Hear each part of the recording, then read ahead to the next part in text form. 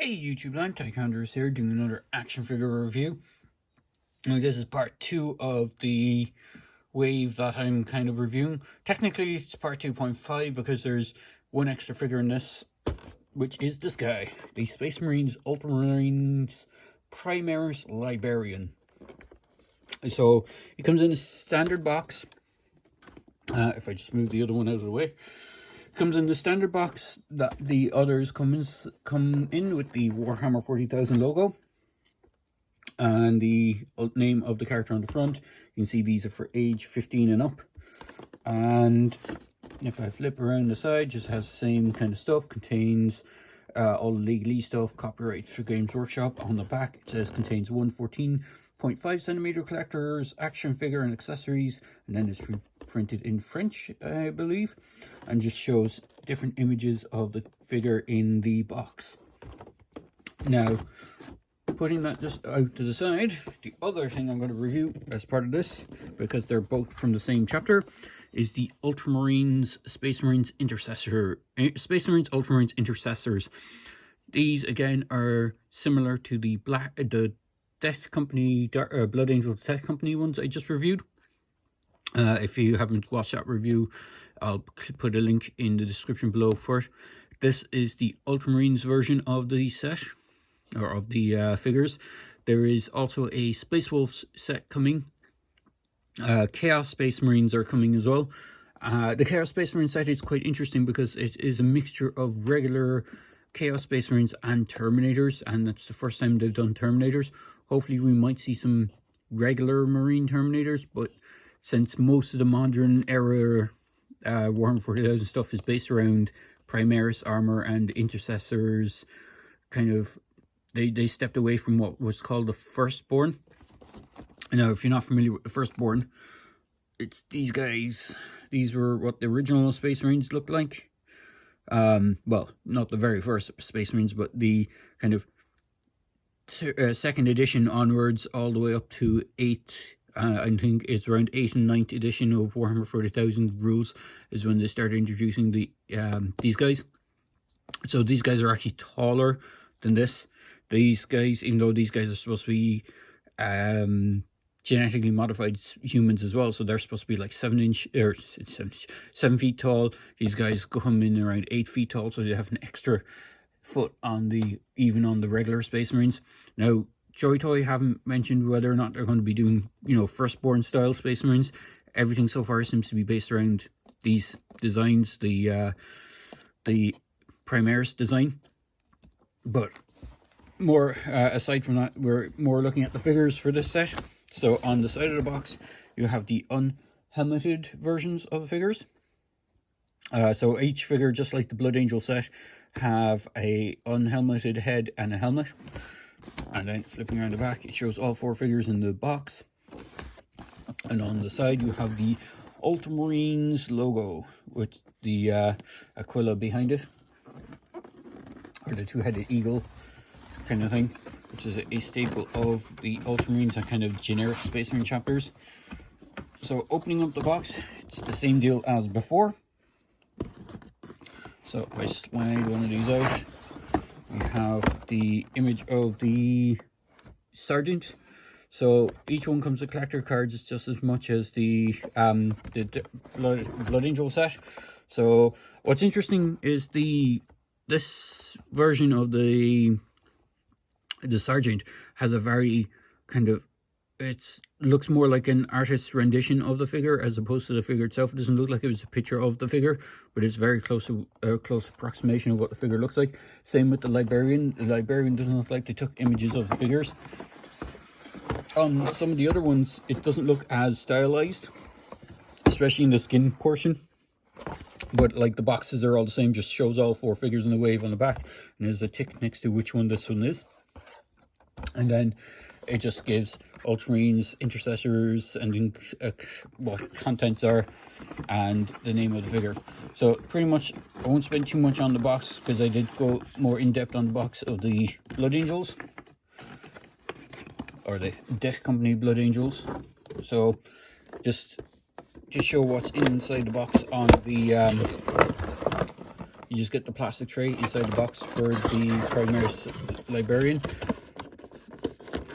And the other thing that I have pre-ordered, hasn't arrived or shipped yet, is the warsuit. And that is, I have no idea how I'm going to review that, because apparently it's massive. So just like with all the Blood Angel ones, you get a collector card as well with the figures. They are taped to the inside of the tray, but I have them loose. So it says Space Marines Ultramarines Intercessor. I'm flipping around the back. I can't read the Chinese part, but I can read the name of Brother Varo. The sergeant is Brother Sergeant Manus. The screaming guy is Brother Cassio. And the guy with the kind of gritted teeth pose is Brother Aulus. And the Librarian's card is interesting. It's not in the same kind of packaging that the others are in. It's actually in just a little poly bag. Whereas these are in kind of like those kind of shrink wrap style plastic. And this is Orcarius, I think his name is. He doesn't have Brother Orcarius, but he is a Ultramarines Librarian. So bear with me a moment and I'll get the figures and we'll get cracking on the review itself. And here they are in all their splendor. Now, just like with the Blood Angels, you have a buttload of our hands and parts and helmets and stuff.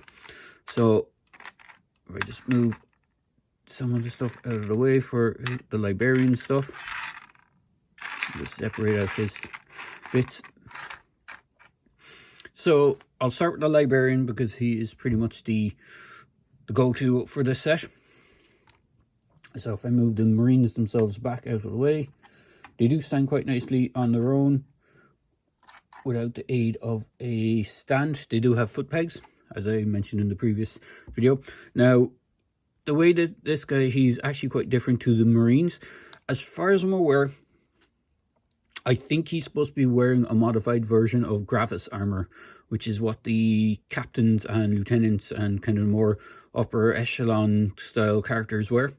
Again, they used to have artificer armor for the captains in the for the firstborn stuff, so it stands to reason that this is more advanced armor than, even though game lore wise you just get the same basic saving throw, maybe with a bit of a modification. Now he has a lot of differences to the basic figures. Now from what I can see, I think the legs pretty much would be on par with the basic figures. It just has the Ultramarine logo on the shin guard. He still has the same articulation, but he has some added articulation that the basic Marines don't have. So he has his name on his shoulder pad there, Orcarius. He has this, these are supposed to be robes. Now I would have preferred if they'd done soft goods robes. These are kind of vinyl-y sort of plastic, and same with a rubbery plastic, same with the one on the inner robe, which does lead to a bit of annoyance. So he has this book, which is supposed to be like a librarian's tome kind of thing, or codex. He has these keys. He has a librarian symbol on his belt there, which is kind of the ram-horned helmet, which is, or ram-horned skull, which is the same thing that's on his shoulder pad. Again, just like the Marines, his backpack was separate in the box. So if I just pull it off, it has the same two pegs. He has a whole bunch of purity seals on his backpack, which is cool.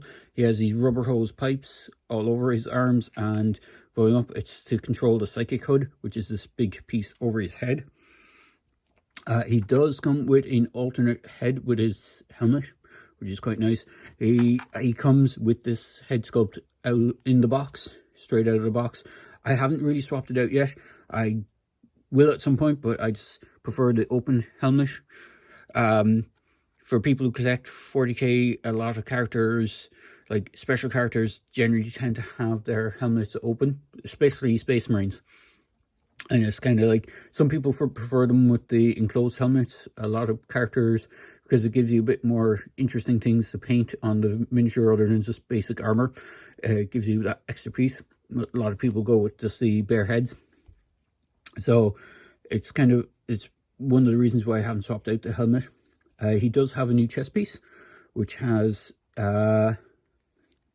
it's supposed to be the front of the robes, these lower robes, sculpted on, so they are a sculpted on piece. He does have articulation in the waist. He does have an ab crunch, and there is what I mean. This is just on a little dumbbell peg, and it just pegs into the side. But because this thing is so rubbery, it's a bit annoying. It pops out quite a bit. His arms still have the same rotation and articulation as the Marines. So you have the bicep swivel, double joint elbows, swivel on the wrists. Now, I'm not sure if mine's missing paint apps, because he comes with 2 sets of extra hands. So he comes with this closed hand, actually is the one that came with him defaulted. I swapped it out for this slightly more grasp hand, because I couldn't get the grip from the sword into it. One of the things, if you're a collector of Warhammer 40,000, you'll know that most character models usually always have a pistol of some sort and a melee weapon. His melee weapon in this case is this giant, really fancy looking sword, which is also known as a force sword. It's basically a powered sword, hence all the piping and stuff on it, and it's basically a force weapon that lets the character wield these psychic powers. Basically what these guys are is they're called psychers, or in the old game system they used to be called psychers. I think they're just librarians now, and they use what's called psychic powers, hence what the hood piece on his head is for. It's to control those powers. So basically he's like a caster, magic caster, for want of a better word. So he's able to use psychic powers to destroy enemies and stuff like that. Most people would just use the psychic power that they have all the time. They generally don't revert to the pistol, but most character models generally have like a bolt pistol or a plasma pistol or some sort of pistol as a kind of defaulted weapon.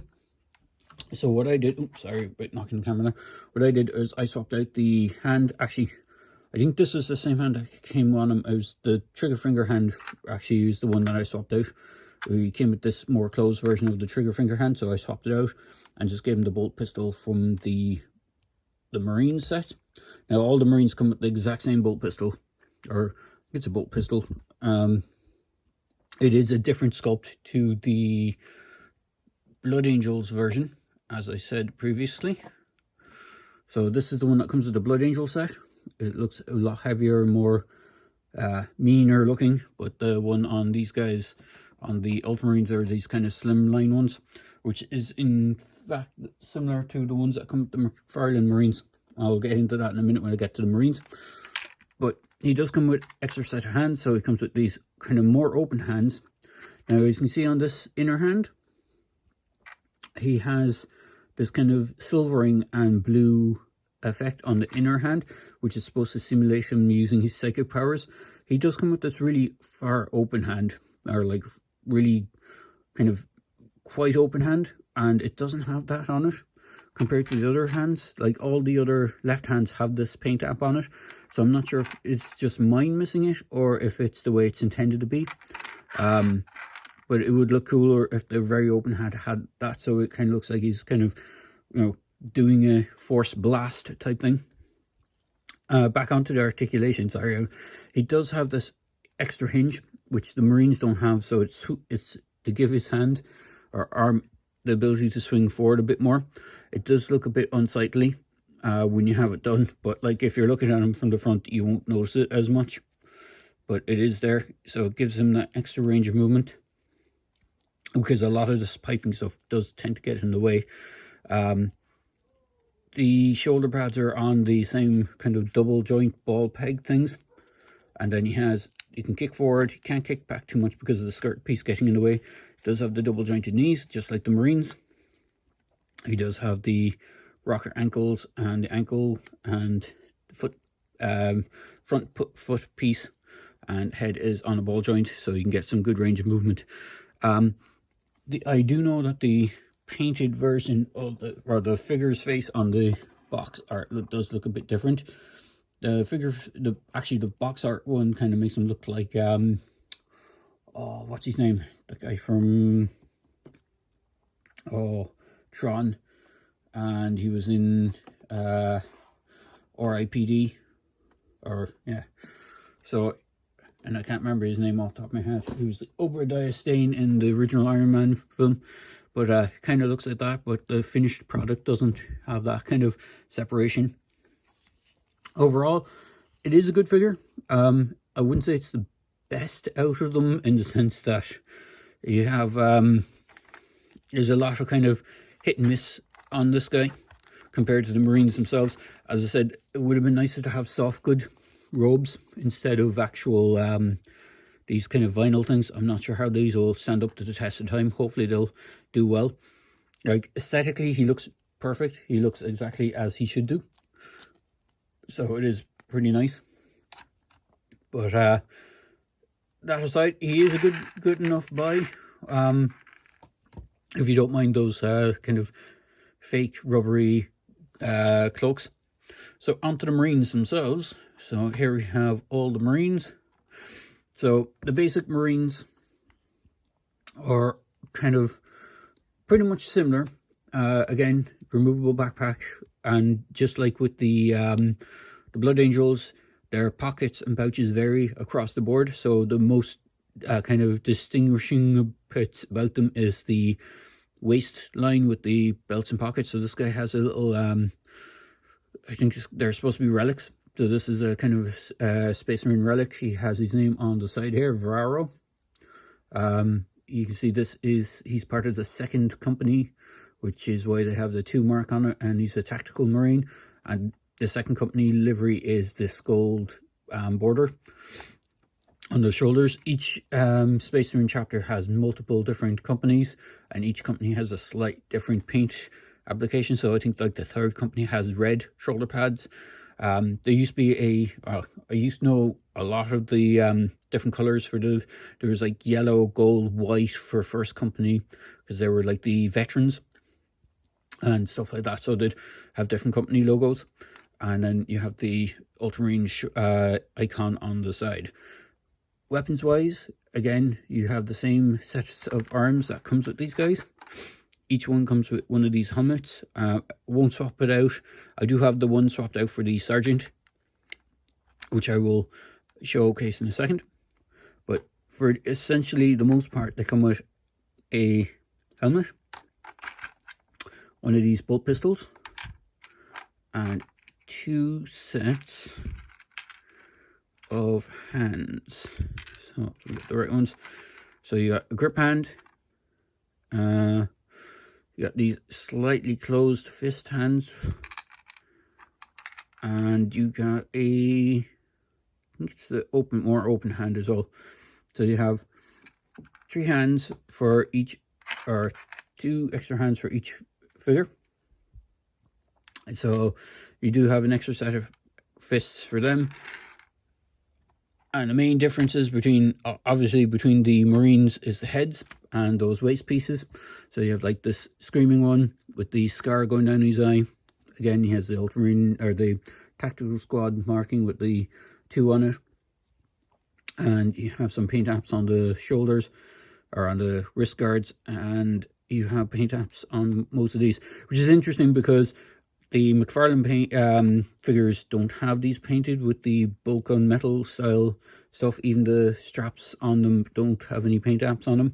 They're fairly flat. Bolt guns are different, or bolt rifles are different. This one has like an underslung, I think it's like a grenade launcher or a shotgun type thing. You get 2 that are pretty much the same. Just like with the Death Company ones, you get the 2 with the skull and wing pattern on them.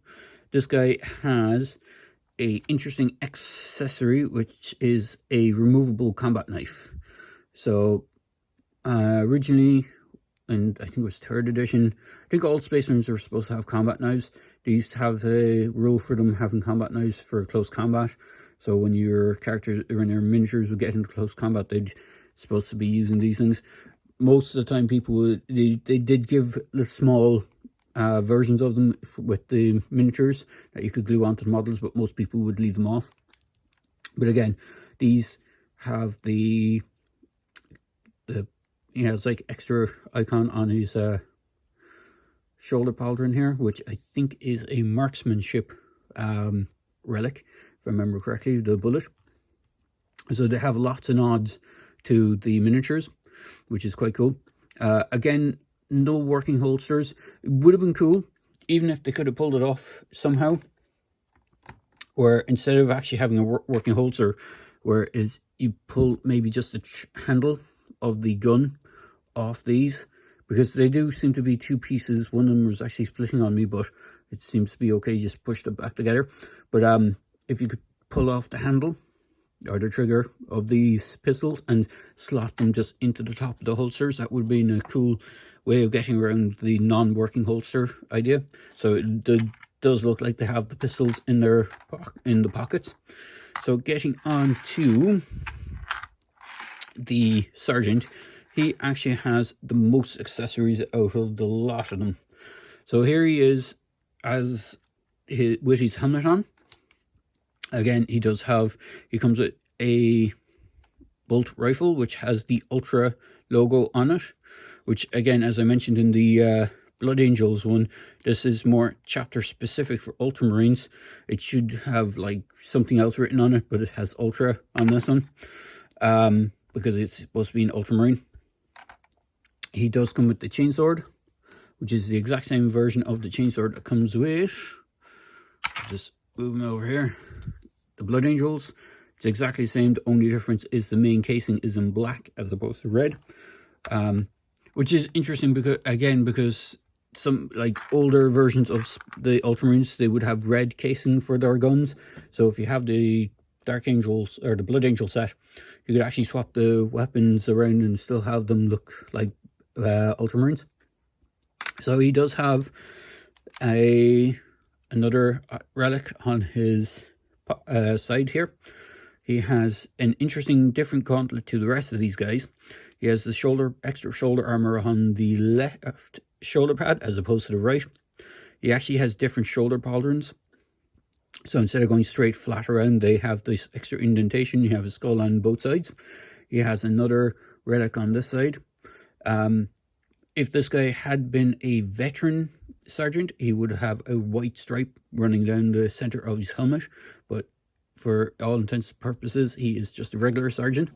So he hasn't earned his veteran wings yet. As I said, he does come with that bolt gun. He comes with the chainsword or the bolt pistol. He comes with this piece on his arm that opens up, and it's sort of like, I think it's supposed to be like a communications device, if I remember correctly. He comes with the helmet. They all have the same articulation as the Dark Angels. So you have rotating arms. They do pop out a small bit to give you extra range of movement. You have swivel at the bicep, double hinge elbows. You have swivel on the wrist and the ball peg system. You have upper diaphragm and a waist swivel. Now his upper diaphragm joint is a little bit hindered a small bit, but it's not too bad. The backpacks are removable, but they're supposed to be intended to be plugged in when you get them. They're basically power packs for their suits. Legs can move forward, double jointed knees. You have a swivel at the thigh. You have the joints on the legs and the rocker ankles with the extra hinge for the foot.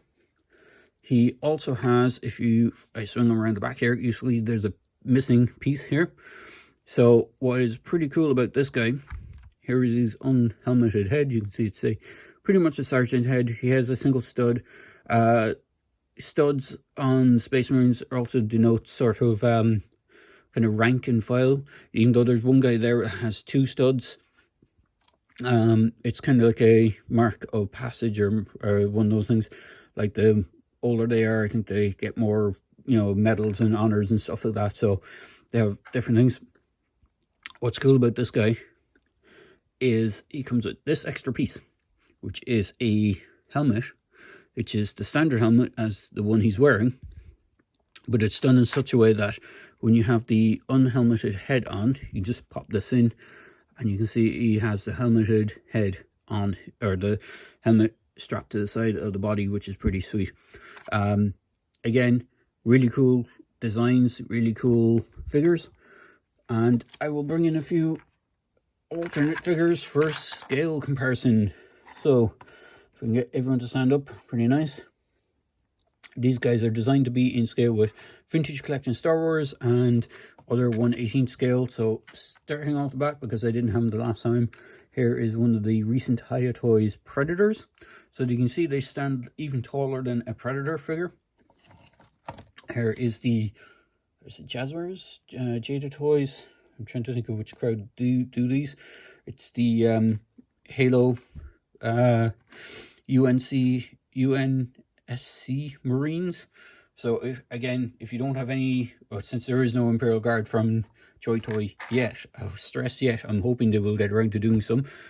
Considering a lot of Joytoy's original stuff is all kind of soldier related and kind of futuristic soldier related, it stands to reason that they would easily jump into the Imperial Guard or the Astra Militarum to do some in-scale Imperial Guard with the Space Marines.